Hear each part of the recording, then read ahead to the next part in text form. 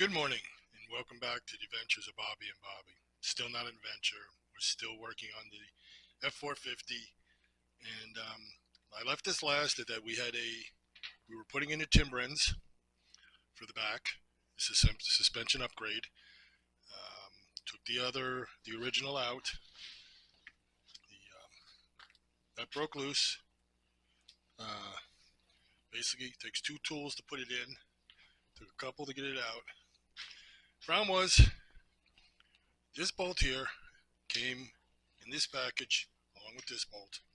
Now, they would not thread on. Now, I went to Ace Hardware, $4 a bolt. Now, these are grade, they're 3 hashes, so that's grade 5. These are, what is that, 6 hashes? What is it, grade 8 or 5 hashes? These are grade 8, these are grade 5. These nuts are fine. Now, the nut that, well, I'm not going to use the strip one, but if I would use this one, it will fit on this bolt.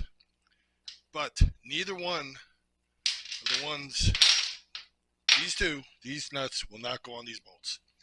So I bought the bolts themselves are 3/8, 3-inch long, 16 thread. I should have bought better washers because these are the yellow, I guess there's yellow zinc plated or something like that. And they're better corrosion wise, and tensile strength is far higher, being that they're a grade 8 bolt and they are made for suspension parts. The only reason I really went out and bought them is because these nuts do not fit. My suspicion is that since the box had so much tape on it, it appears had to been opened. The original hardware probably fell out, the nuts fell out, and somebody stuck the wrong nuts in there.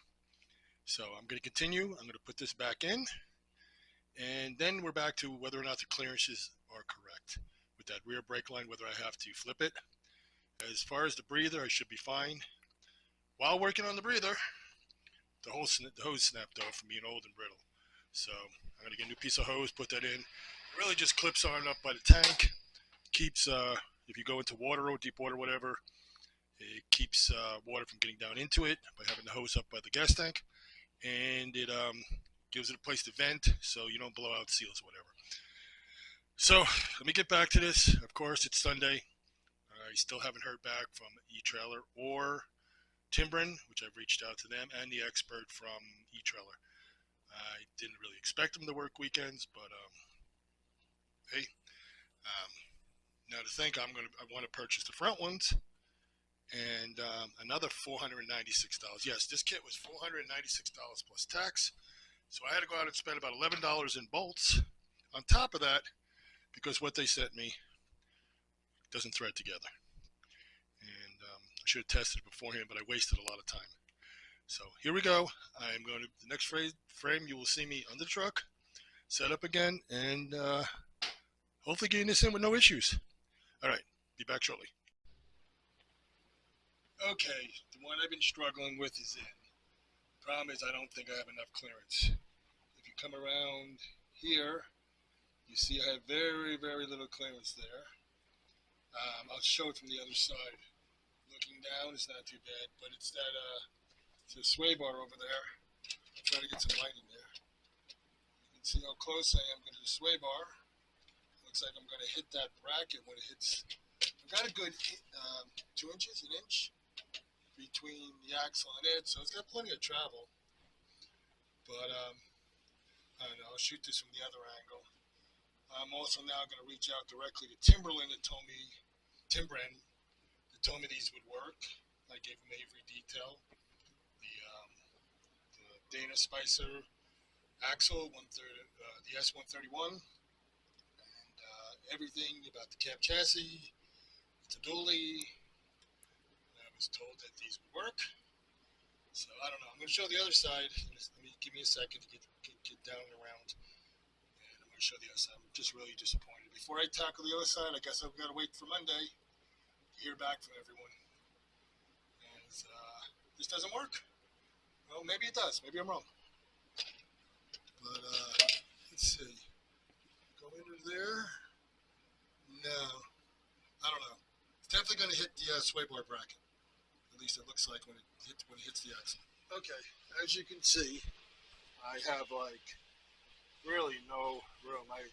Looks like this, if this were to compress all the way, would hit I don't think it would hit this. It wouldn't hit the vent.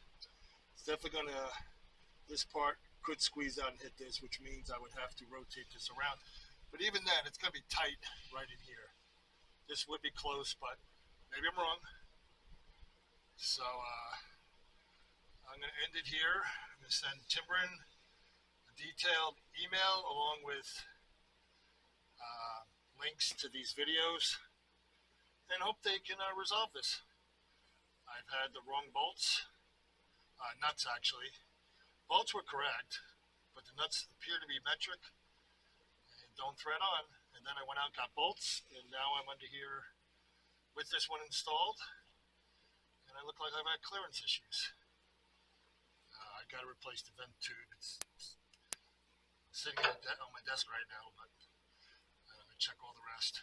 I have lubricated the two fittings, so if they tell me it will fit, if they feel that this needs to be bent, I could come out further just in case this part here was a problem. But otherwise, like and subscribe, and please make some comments, and I'll be back again. Peace.